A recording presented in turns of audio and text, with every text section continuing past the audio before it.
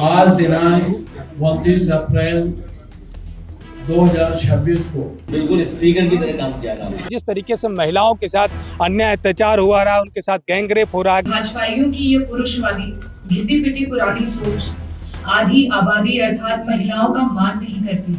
लोकसभा में नारी वंदन अधिनियम गिरने के बाद से लगातार सियासत इस मुद्दे पर तेज है और जहां एक तरफ भाजपा शासित राज्यों में बाकायदा विधानसभा सत्र बुलाकर इस विषय की निंदा की जा रही, इस विषय पर लगातार विपक्ष को घेरा जा रहा है, वहीं अब विपक्ष ने भी एक कड़ा रुख अख्तियार कर लिया है। जी हां, हम बात कर रहे हैं उत्तर प्रदेश की।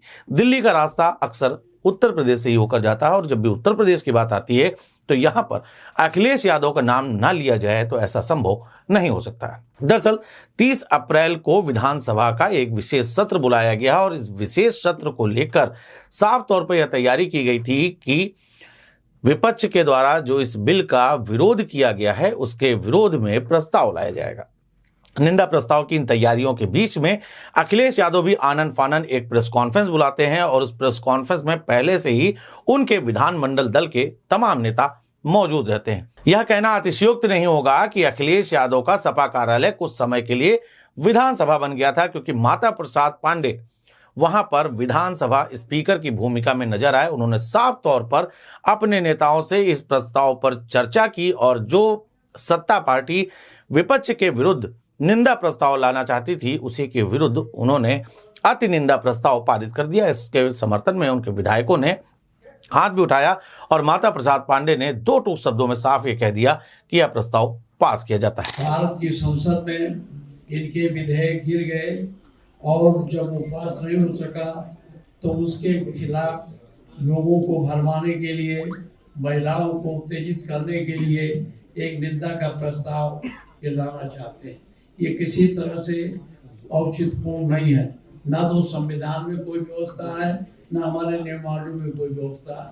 हमारे नियमावली में प्रशंसा और निंदा के प्रस्ताव की व्यवस्था है, लेकिन वो हिस्सा नहीं है किसी विधेयक के खिलाफ हो, किसी व्यक्ति विशेष के खिलाफ हो सकता है। आज ये निंदा के प्रस्ताव के विरुद्ध में समाजवादी पार्टी की तरफ से हम लोग एक अति निंदा का प्रस्ताव यहाँ लाना चाहते हैं।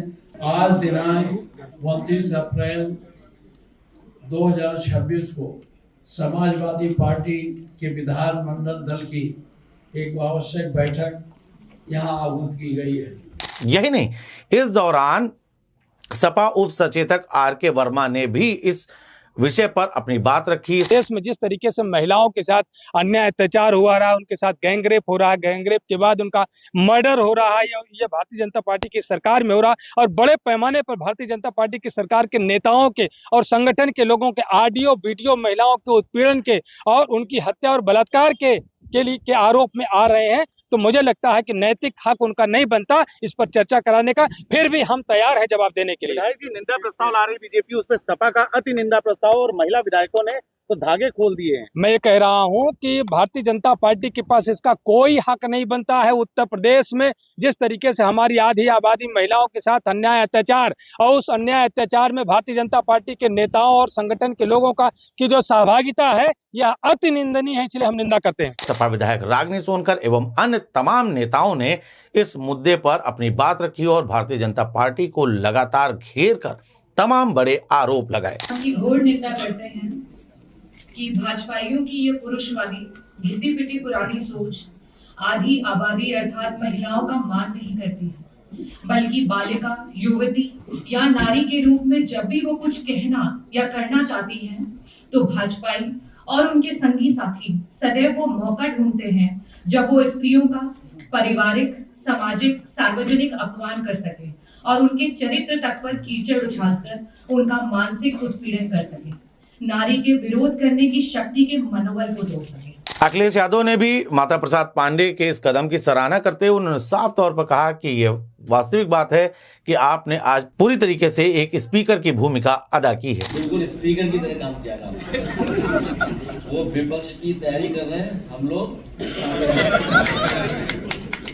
कुल मिलाकर अखिलेश यादव ने साफ कर दिया, यह स्थिति साफ कर दी है और सपा नेताओं का भी साफ तौर पर कहना है कि विधानसभा में चाहे विशेष सत्र हो या खुली चर्चा करना हो, वो नेता हर समय इस विषय को लेकर तैयार है।